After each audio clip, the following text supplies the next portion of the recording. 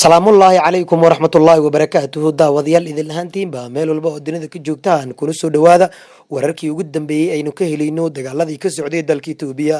ciidamada difaaca axmaarada oo difaac kaga jira xadka ay la wadaagto tigreega sida ay wararkan ugu soo gaadhayaan dagaalo goosgoos ah ayaa ka socda galbeedka iyo waqooyiga deegaanka axmaarada. sidoo kale xadka canfarta iyo tigreega ayaa si joogta uga socda dagaala magaalada abala. itoobiya ayaa sheegtay in maraykanku doorbidayo inuu dalal kale kala xaajoodo arrimaha itoobiya halkuu itoobiya kala arrinsan lahaa sida lagu sheegay war-saxaafadeed maanta ka soo baxay wasaaradda arrimaha dibadda. dhowaan ayuu maraykanka hogaaminta kenya kala arrinsaday sida xal looga heli lahaa caqabadaha ka alowsan itoobiya iyo soomaaliya.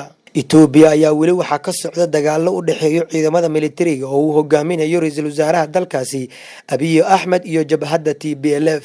dhanka kale safaaradda maraykanka ay ku leedahay Addis Ababa ayaa qoraal ay soo saartay ugu baaqday muwaadiniinteeda ku sugan gudaha Itoobiya inay si degdeg ah uga baxaan dalkaasi intay socdaan diyaaraduhu. madaxweyne hore oo walaalihiis iyo qaar ka mid ah eelkiisu la laayay. waxaa weerar lagu dilay 3 wiil oo la dhashay madaxweynihii hore ee gobolka Oromada ee dalka Itoobiya kadib markii koox hubeysan ay weerar ku qaaday gurigiisa oo ku yaala gobolkaasi sida dadka deegaanka ay u sheegeen BBC-da qaybteeda Axmaariga. waxaa sidoo kale halkaa lagu dilay 4 qof oo ay qaraabo dhow ahaayeen Alemayahu Atomsa.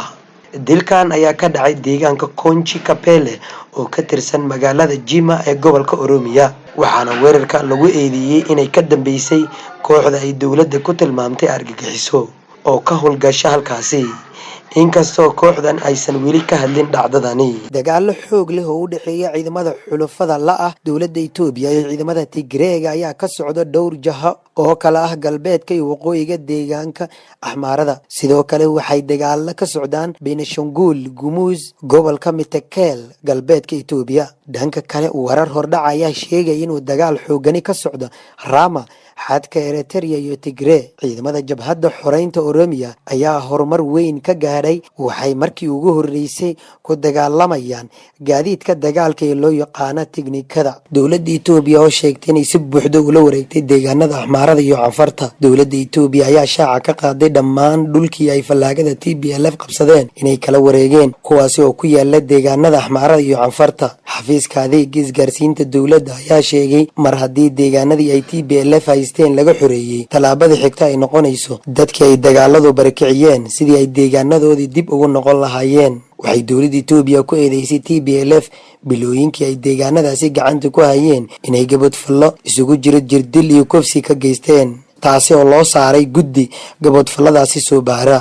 go'aamadeenna ma ahan kuba dareen laablakac lagu go'aamiyo waxaa sidaas yiri Abiy Axmed. hadalkan Abiy Axmed ayaa ku soo beegmay xilli Axmaaradu ay aad uga cadhootay go'aankii dowladda dhowaan qaadatay ee inaysan ciidamadeedu Tigreega galin. waqooyi Gondheer waxaa ka socda dagaal xoogan oo u dhexeeya ciidamada huwanta iyo kuwa Tigreega. dagaalka waxaa si weyn uga qayb qaadanaya siday wararku sheegayaan diyaaradaha dagaalka militariga Itoobiya oo lagu amray inaysan gelin gobolka Tigray. ciidamada Itoobiya ayaa amar lagu siiyay inay ku ekaadaan gobolada Canfar iyo Amhara oo deris la ah gobolka Tigray kadib markii goboladaasi laga saaray dagaalamayaasha TPLF. madaxa warfaafinta Itoobiya Dr. Legesse Tulu ayaa sheegay in go'aankani uu yahay mid kumeel gaar ah oo lalaha midnimada qaran waa laga gaaray hadafkii koowaad ee laga lahaa taasi oo ahayd in TPLF laga xoreeyo meelihii ay qabsadeen ayuu yiri Dr. Legesse. wuxuu sheegay in marka ay ku habboon tahay uu la qaadi doono wax tallaabo ah inta ka horeysana ciidanka laga ilaalinayo in wax dhib ah uu soo gaaro. dhanka kale wuxuu u sheegay in kooxda TPLF ay qorsheynayso inay furato dacwado iyadoo askartii dagaalada kaga dhimatay ay ka dhigayso dad shacab ah. balse Dr. Legesse waxa uu sheegay in dowladda ay xaq u leedahay iyo waajibaad in ay gasho gobolka Tigray xilli walba si ay u gudato waajibaadkeeda ka saarin ilaalinta qarannimada dalkeeda. toddobaadkii hore wasiir ku-xigeenka arrimaha dibadda Itoobiya Ridwan Hussein ayaa u sheegay diblomaasiyiin shisheeye oo Addis Ababa kula kulmay in Itoobiya aysan wax dan ah oo weyn ay ka lahayn in TPLF ay ka daba tagaan gobolka Tigray. waxaa kale oo uu sheegay in dowladda ay xaqiijin doonto in TPLF aysan dib u soo qaadin weerar dambe iyadoo dowladda ay dhowri doonto xuquuqda aadanaha. dagaalkan oo socday wax ka badan muddo sanad ah ayaa geystay khasaare culus oo bini'aadanimo. TPLF ayaa sheegtay inay isaga baxday deegaanadii kale ee ay ka qabsatay gobolada kale dowladda federaalka Soomaaliya ayaa xirtay terminalka Mafcon ee garoonka diyaaradaha aadan cadde kaasi oo ay adeegsan jireen qaramada midoobay Amisom iyo safaaradaha reer galbeedka.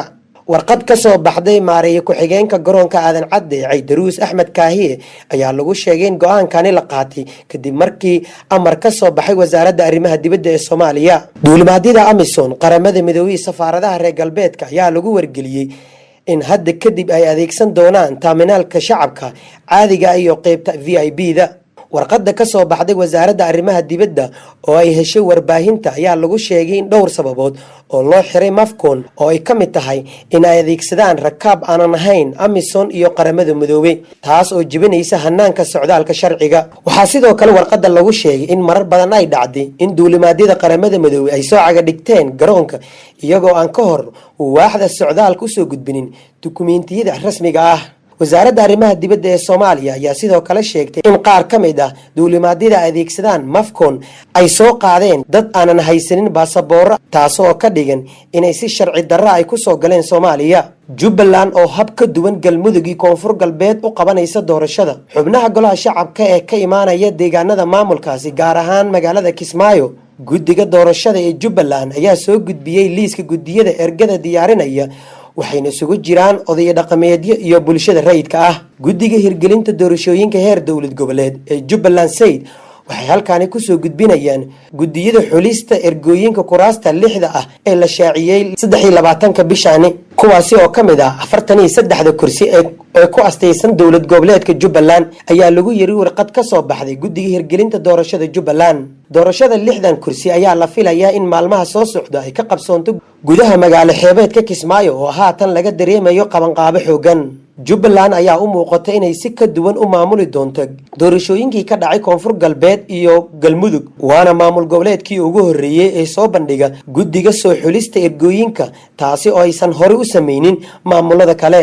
sidoo kale waxay tallaabadani furi u noqon doontaa hanaanka daahfurnaanta ee doorashada golaha shacabka oo haatan cabasho xoogan ay ka muujinayaan xubnaha mucaaradka.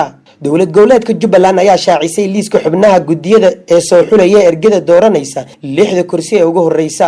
ugu dambeyntiina madaxweynayaashii hore ee maamulka Puntland Cabdiraxmaan Farooli iyo Cabdiweli Cali Gaas oo wehelinaya ra'iisul wasaarihii hore ee Soomaaliya Cumar Cabdirashiid Cali Sharmaake ayaa maanta u safray Puntland. mas'uuliyiintan ay wehelinayaan xildhibaano iyo odayaal dhaqameed ayaa saacadaha soo socda gaari doona magaalada Garowe ee caasimadda Puntland. ujeedka safarka madaxdani ayaa la xiriiray sida ay qayb ugu noqon lahaayeen dadaalada nabadeed ee lagu doonayay in lagu soo afjaro xiisadda dagaal ee Boosaaso. Faroole, Gaas iyo Sharmaake ayaa wada hadallo ka dhex bilaabi doona Puntland iyo BSF waxayna sidoo kale la kulmi doonaan isimada dhaqanka ee haatan ku howlan sidii wax looga qaban lahaa muranka ka dhashay xilka qaadistii agaasimihii BSF-ta. socdaalka mas'uuliyiintani oo aad looga soo dhaweeyay ayaa ku soo beegmaya iyadoo xalay dani uu jeediyay khudbad xasaasi oo kaga hadlay xaalka Boosaaso kuna baaqay nabad. Puntland ayaa xaalad dagaal gashay kadib go'aankii xilka qaadista ee General Maxamuud Cismaan Dayano oo uu kaga hor yimid tallaabada uu qaaday madaxweynaha maamulkaasi.